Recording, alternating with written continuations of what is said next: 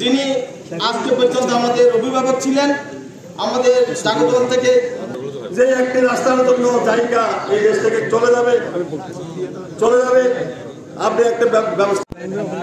ইতিহাসের আমাদের ছোট্ট এই মুখে কম সময়ের মধ্যে শেষ করা যাবে না। তিনি হলেন আমাদের ফটিকছড়ি উপজেলা বিএনপির অর্থাৎ জাগতল থেকে এই পর্যন্ত যিনি আজকে পর্যন্ত আমাদের অভিভাবক ছিলেন, আমাদের জাগতল থেকে 2-4 জনের মধ্যে তিনি একজন। আমাদের বলতে গেলে আমাদের একজন অভিভাবক আমরা হারিয়ে ফেলেছি। আমাদের ভাগ্য খারাপ। আমরা সবাই দোয়া করবেন যারা উপস্থিত হয়েছে। আমাদের এখানে যায় না যায় আমাদের অসংখ্য আমাদের দলের বিএনপি নেতা, সহযোগী সংগঠনের নেতৃবৃন্দ এবং আত্মীয় স্বজন এবং দূর দূরান্ত থেকে যারা এসেছেন সবাই আমাদের এই নেতা, আমাদের এই নুরুল আলম আজাদ ভাইয়ের জন্য সবাই আজকে এখানে এসে শেষ না। আপনারা সবসময় যখন মনে পড়ে তখন আপনারা সবাই দোয়া করবেন, দোয়া রাখবেন। এবং আমাদের জাতীয়তাবাদী দল অর্থাৎ বিএনপির পক্ষ থেকে আমি আজকে যারা উপস্থিত হয়েছেন এই সংক্ষিপ্ত জীবনে অনেক কথাবার্তার মাধ্যমে অনেক আমরা অত ভুল ত্রুটি হতে পারে কথাবার্তার মাধ্যমে, তাহলে আমি দলের পক্ষ থেকে আমরা হাত খরচ করে সবার কাছে ক্ষমা চাচ্ছি। আপনারা সবাই ক্ষমা করে দিয়েছেন তো?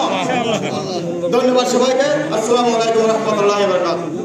আজকে আমরা বলার ভাষা নাই আমার চাচা নুরুল আলম আজাদ সাহেবের গুণ বলার। আমি শুধু একটি কথা বলব, আজকে এটা না বললে হয় না। আমি সাক্ষী যে আজকে নারীঘাট টু কালীঘাট ধানমন্ডি যে রাস্তাটি হয়েছে সেই রাস্তাটির একমাত্র অবদান হলো আমার চাচা নুরুল আলম আজাদ সাহেব। জাপান থেকে যখন আসলো রাস্তা করার জন্য বাংলাদেশে, কক্সবাজার গিয়েছে, আমাদের আব্দুল মান্নান মিয়া ওখানে গিয়েছেন, কোনো জায়গায় সে পছন্দ করে নাই। একদিন আমি আর আমার চাচা নুরুল আলম আজাদ সাহেব যখন ফটিকছড়ি উপজেলায় ইউনূস সাহেবের এখানে উপস্থিত ছিলাম, তখন ইঞ্জিনিয়ার সাহেব বলছে যে একটি রাস্তার জন্য জায়গা এই দেশ থেকে চলে যাবে আপনি একটা ব্যবস্থা করেন। তখন এই ফটিকছড়ি উপজেলার একজন নুরুল ইসলাম ইঞ্জিনিয়ার ছিল, একটু দামাই হাঁটতো, সেই চিটাঙে পোস্টিং ছিল। আমি আর এই নুরুল আলম আজাদ সাহেব আমরা ওখানে গিয়েছি। যাওয়ার পর আমাদের ওই রাস্তা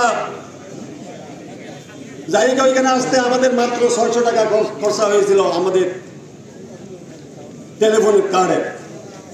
উনি কথা বলে, ইঞ্জিনিয়ার সঙ্গে কথা বলে, ওইখানে জায়গা এসে ওই রাস্তাটা আজকে অনুদান দিয়েছে।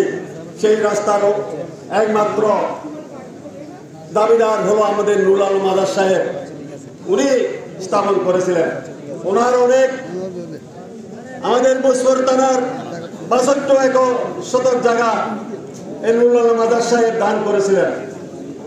আমাদের এই বছর হসপিটালের জায়গা নুরুল আলম আজাদ সাহেব দান করেছেন। আমি আর বেশি কিছু বলতেছি না। ওনার আল্লাহ রাব্বুল আলামিন যাতে জান্নাতবাসী করে এই দোয়া রেখে আমার সংক্ষিপ্ত বক্তব্য আমি এখানে শেষ করছি।